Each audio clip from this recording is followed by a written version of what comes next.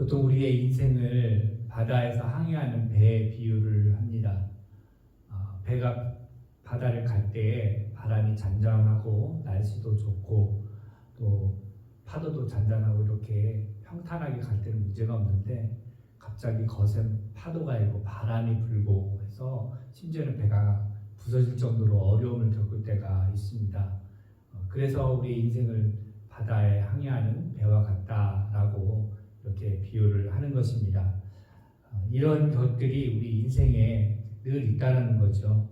그래서 우리가 살다 보면 평안할 때도 있고 또는 고통스러울 때도 있고 웃을 때가 있고 울 때가 있다 이것입니다. 아마도 이것이 정상적인 사람이고 일상적인 사람이라면 이런 것을 우리가 겪어가면서 우리가 죽을 때까지 그렇게 살아간다는 거죠.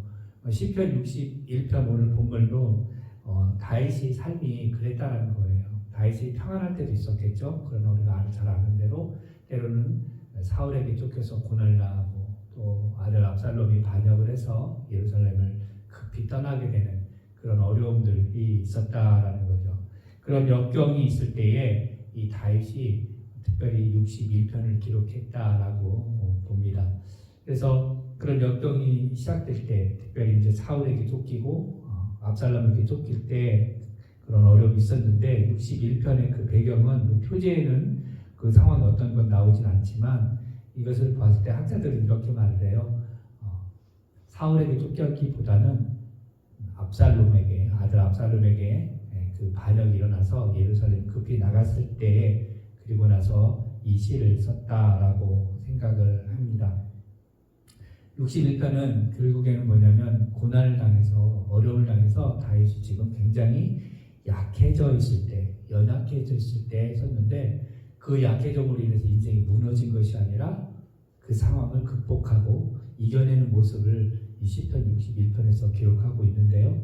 이것을 통해서 우리가 똑같이 우리 삶에서의 어떤 어려움과 고난을 통해서 우리가 굉장히 영적으로나 또 육체적으로 연약해져 있을 때 그것을 어떻게 극복할 것인가에 대한 것을 우리 시편 61편을 통해서 좀 배워보려고 합니다. 먼저 다윗이 그렇게 고난을 통해서 역경을 통해서 약해져 있을 때 어떻게 했느냐 보면 하나님께 부르짖음의 기도를 시작을 했다라는 거예요. 자, 하나님께 언제 부르짖었나요? 2절 보십시오. 내 마음이 약해질 때라고 기록하고 있었습니다. 그리고 자신이 마치 땅끝에 있는 것처럼 느껴졌을 때에 다윗이 부르짖는 기도를 했다라는 겁니다. 우리가 부르짖어 기도한다는 것은 너무나 잘 알죠. 조용조용히 조근조근 마음속으로 생각으로 기도하는 것이 아니라 소리내어서 높여서 기도를 하고 있는 것. 우리로 말하면 통성기도라는 거죠. 다윗이 정말 급하고 또 연약해져 있으니까 그 부르짖을 기도를 통해서 하나님 앞에 나아갔다라는 거예요. 그러면서 보면 우리 여기에 보면 들으소서 그리고 유의하소서 그리고 인도하소서 1절과 2절에서 이렇게 자기의 상황을 아뢰는 정말 다급한 상황이고 절박한 상황이라는 것을 알려주는 그런 단어들을 쓰고 있어요. 들으시옵소서, 유의하소서, 나를 인도하소서 이렇게 하나님 앞에 부르짖는 기도를 하고 있다는 거예요. 특별히 다윗은 이런 표현을 하고 있어요. 땅끝에서부터 주께 부르짖는다. 땅끝에서부터. 땅끝이 어딥니까? 여기에서 땅끝은 지리적인 어떤 땅끝 그런 표현이라기보다는 삶의 끝자락, 정말 더 이상 나아갈 데가 없는 그런 끝자락에 있는 표현을 시적인 것으로 표현한 거예요. 우리로 말하면 이 비슷한 표현이 우리가 벼랑 끝에 서 있다 이런 표현을 하잖아요. 더 이상 피할 곳도 없고 숨을 곳도 없는 그런 곳, 정말 절박한 곳, 정말 삶의 궁지에 몰린 곳에 있다라는 표현이 땅끝의 표현이 되겠습니다. 그래서 다윗이 더 이상 이제 어디에 갈 데가 없는 궁지에 몰린 그런 상황을 말하는 거예요. 보통 사람들은 삶의 끝자락, 인생의 끝자락, 벼랑 끝, 오늘 본문처럼 땅끝에 처하게 되면 보통 사람들은 어떻게 하는가? 사람들을 원망합니다. 그리고 환경을 원망해요. 다른 사람 탓을 합니다. 그리고 심지어는요, 그렇게 땅끝에 머무르고 벼랑 끝에 가면 심지어는 그것이 해결이 안 되니까 극단적인 선택을 해서 인생을 마감하는 경우도 있다라는 거예요. 그런데 그리스도인은 달라야 되겠죠. 그리스도인은 달라야 됩니다. 어떻게 해야 돼요? 우리가 벼랑 끝에 서 있고 또 오늘 본문 말씀처럼 땅끝에 서 있을 때에 우리 인생을 포기하는 것이 아니라 우리가 기도를 할 수가 있겠죠. 우리의 기도를 들으시는 하나님 앞에 부르짖는 기도, 거기에서부터 우리의 연약함이 해결이 된다는 거예요. 부르짖음의 기도를, 그 자리가 우리의 연약함이 해결되는 출발점이 된다는 것을 오늘 말씀하고 있어요. 다윗은 그것을 알았던 거예요.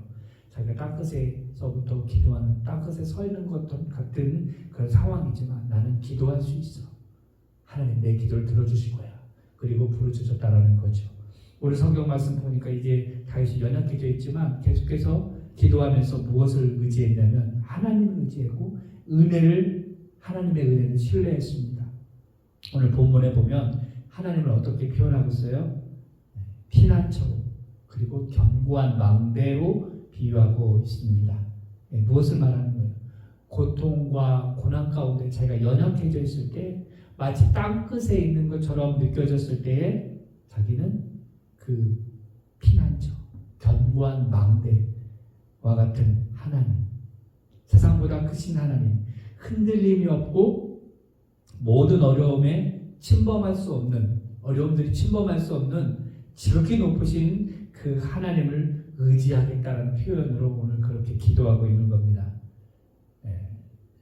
다윗이 사울을 피해 도망갈 때도 또 압살롬을 피해서 도망갈 때에도 혼자 도망간 건 아니었어요. 다윗을 따랐던 사람들이 있었습니다. 그러니까 주변에 사람이 없었던 건 아니에요. 그럼에도 불구하고 다윗은 그 사람들보다도 무엇보다도 하나님, 피난처가 되시고 견고한 망대가 되시는 그 하나님을 전적으로 의지했다라는 거예요. 뿐만 아니라 다윗을 오늘 표현해서 뭐라고 그러면 임재하시는 하나님의 그 장막, 오늘 보면 영원히 주의 장막에 머물겠습니다. 그리고 내가 주의 날개 아래 피하겠습니다 라고 이야기하는 거예요. 몇 번 말씀드렸지만 주의 날개 아래, 이 말은 뭐냐면 언약궤에 있는 천사의 그 두 날개 아래, 즉 하나님의 은혜가 임하는 자리, 쉬운 자리를 이야기한다고 했죠. 거기에 그 다윗이 그곳으로, 하나님의 은혜가 임하는 그곳으로 자기가 피하겠다라는 거예요. 이 말은 뭐냐면 결국 하나님의 언약을 붙들겠다라는 거예요. 그 하나님의 언약, 그 하나님의 은혜가 자신을 보호하고 지켜주시고 회복시켜 주실 거라는 확신이 있었어요. 마찬가지입니다. 우리가 연약했었을 때에 그 연약함이 우리를 다시금 새롭게 할 수 있는 그 자리가 어디입니까? 하나님의 은혜의 자리예요. 그래서 우리가 사실은 또 살다 보면 고통 가운데 있을 때 이 연약해지고 낙심되고 정말 힘들 때 있잖아요. 그래서 다시금 회복하려고 노력을 해요. 그래서 사람을 만나서 상담을 받고요. 또 그것을 피해서 또 휴식을 취하고 그럽니다. 이것이 아주 쓸모가 없다 이건 아니에요. 때로는 그것도 필요합니다. 그러나 근본적으로 우리를 창조하신 하나님의 은혜를 구해야 되는 게 맞아요. 그랬을 때 우리의 연약함이 회복됩니다. 우리 예수님께서 우리의 연약함을 아시고 우리의 질고를 붙드시고 십자가로 오셨잖아요. 그분이 너무 우리의 연약함을 잘 아십니다. 그러니까 우리가 주님의 은혜의 그 날개 아래, 그 은혜의 자리로 우리가 피해야 돼요. 근데 우리 성경에 보니까 잠깐이 아니라 영원히 머물러 피하겠다라고 다윗은 고백하고 있는 거예요. 우리가 연약해져 있을 때에, 우리가 낙심해 있을 때에 우리가 하나님의 은혜를 구하고 하나님의 그 은혜의 자리에 나가면 하나님께서 우리를 거절하거나 우리를 쫓아내지 않으신 분이에요. 하나님은 우리가 찾아갔을 때, 우리가 피할 때에 하나님께서 우리를 보호하시고 우리를 안으신다는 거죠. 다윗이 그것을 너무나도 잘 알았습니다. 그렇기 때문에 그런 표현을 하고 있는 거예요. 우리가 지금 연약해져 있습니까? 영적으로, 육체적으로 연약해 있다면 하나님의 은혜의 자리, 하나님을 의지하고 그 은혜의 자리로 나갈 때에 우리가 회복된다는 거예요. 그리고 또 오늘 본문에서 말씀해 주는 게 뭐냐? 연약해져 있을 때 다윗은 인자와 진리를 구했어요. 그리고 하나님을 찬양했습니다. 오늘 다윗 성경에 보면 6절과 7절을 보면 이렇게 나와 있어요. 주께서 왕에게 장수하게 하사 그의 나이가 여러 대에 미치게 하시리이다. 그가 영원히 하나님 앞에서 거주하리니 인자와 진리를 예비하사 그를 보호하소서. 지금 다윗이 자신을 위해서 기도하다가 갑자기 3인칭으로 바뀌어요. 왕을 위해서 기도합니다. 그를 여기에서 보면 자신을 위해서도 기도하고 있지만 자신도 왕이잖아요. 그렇지만 자신뿐만 아니라 이제 다윗의 왕조 자기 후손들까지도 이와여 기도하고 있다는 걸 볼 수 있는 거예요. 즉 하나님의 약속이 자신뿐만 아니라 자기 이어서 후손들의 그 다윗의 왕조를 위해서 기도하고 있다는 거예요. 특별히 인자와 진리를 구하고 있다는 거예요. 하나님 인자와 진리를 예비하사 그를 보호하소서, 왕을 보호하소서, 그렇게 기도하고 있습니다. 우리에게 있어서 하나님의 인자와 진리는 무엇일까요? 신약에 와서는 하나님의 인자와 진리는 예수 그리스도를 통해서 온다라고 이야기를 하고 있어요. 즉 예수님이 우리를 보호하신다라는 거죠. 요한복음 1장 17절에 이렇게 나와 있습니다. 요한복음 1장 17절에 보니까 율법은 모세로 말미암아 주어진 것이요 은혜와 진리는 예수 그리스도로 말미암아 온 것이다. 다윗은 인자와 진리로 표현했지만 신약에 와서는 그 인자를 결국 은혜라는 말과 똑같은 거거든요. 은혜와 진리는 예수 그리스도로 말미암는다라는 겁니다. 또 계속해서 요한복음 1장 14절에도 그렇게 표현되어 있어요. 말씀이 육신이 되어 우리 가운데 거하시매 우리가 그의 영광을 보니 아버지의 독생자의 영광이요 은혜와 진리가 충만하더라. 역시 여기서도 은혜와 진리를 이야기하고 있습니다. 결국 다윗은 자기가 연약해졌을 때 기도의 확신으로 부르짖음으로 하나님께 나아갑니다. 그리고 결국 뭐를 이야기하냐면 내가 영원히 하나님을 찬양하고 매일 나의 소원을 이행하겠다라고 하나님과 약속한 것을 자기가 매일 그것을 실행하겠다라고 이야기를 하고 있습니다. 지금 우리가 어떤 상황이 있든지 특별히 육신이 연약해져 있고 또 영적으로 연약해져 있을 때에 우리가 포기하거나 낙심하거나 그럴 필요가 없다라는 거예요. 우리의 삶이 벼랑 끝에 몰려있고 땅끝에 서 있는 것 같아도 그때에 우리의 기도를 들으시는 하나님께 간절히 부르짖는 기도를 통해서 하나님을 의지하고 또 하나님의 은혜를 구하는 그 은혜의 자리에 우리가 나아갈 때에 하나님께서 우리를 보호하시고 지키신다는 거예요. 그래서 은혜와 진리로 오늘 성경의 표현으로는 인자와 진리로 하나님께서 보호하신다는 거예요. 예수 그리스도 그분의 그 은혜와 진리가 어려움에 있고 연약해져 있는 우리를 지키시고 보호하신다는 사실을 우리가 오늘 아침에 믿고 그렇게 나가면 우리가 회복될 줄로 믿습니다.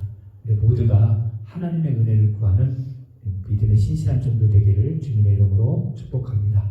기도하겠습니다.